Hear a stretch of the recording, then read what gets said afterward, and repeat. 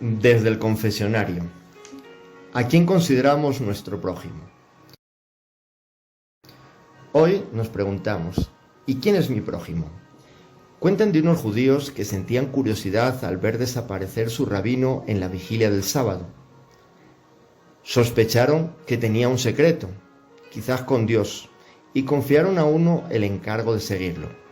Y así lo hizo, lleno de emoción hasta una barriada miserable, donde vio al rabino cuidando y barriendo la casa de una mujer.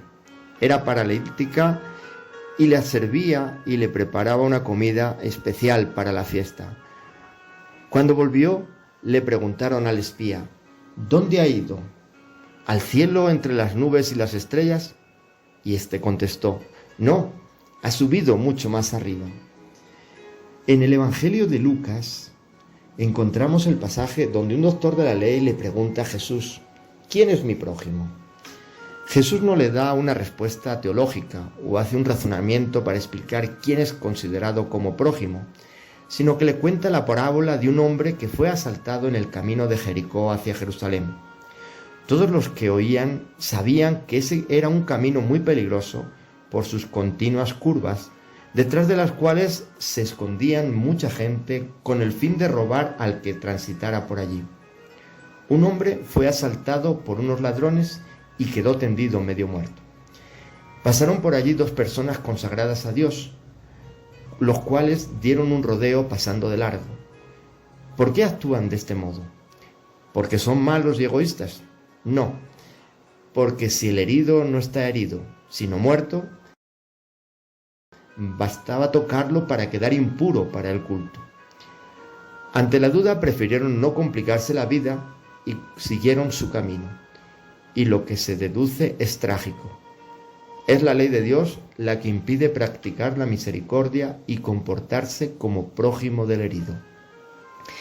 Esta situación nos puede recordar a lo vivido en la enfermedad del COVID-19. Mucha gente no se atrevía a atender a los enfermos por el miedo del contagio. Muchos eran abandonados a su suerte. Una superiora de una congregación contaba cómo tuvo que escribir una carta a las hermanas de la congregación para no abandonar a las hermanas que estaban contagiadas con el virus. Lo más duro de la enfermedad no fue el proceso de sanación, sino la soledad a la que fue sometida mucha gente. Muchas personas tuvieron que vérselas por sí mismas a pesar de la debilidad de la enfermedad y muchas otras personas murieron en la soledad sin nadie que les diera una palabra o sostuviera la mano en dicho trance. Sin embargo, a pesar de lo duro y triste de esa soledad que trajo la pandemia, encontramos a muchos samaritanos que supieron arriesgar su vida para acompañar y ayudar a los enfermos.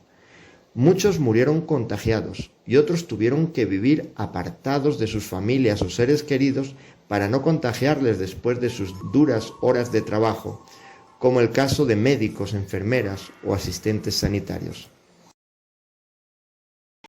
Descubrir quién es nuestro prójimo lleva consigo riesgos, incluso para la propia vida.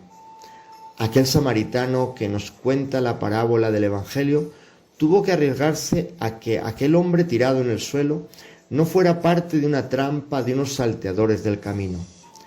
Algo a como ocurre muchas veces en nuestras calles o carreteras, donde se simula un accidente, se pide ayuda con el fin de robar a la persona que se le acerque. Es un riesgo que hay que correr si queremos ayudar a aquel que nos necesita. ¿Quién no ha sentido la frustración de verse accidentado en la carretera e intentar detener algún carro para pedir ayuda y pasan como el sacerdote y el levita de la parábola?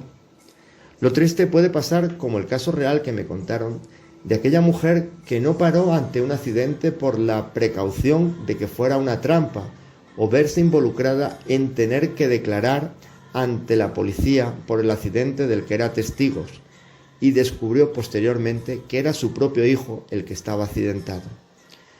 Cuando Jesús le dice al hombre que le pregunta, ¿quién crees que fue el prójimo de aquel hombre?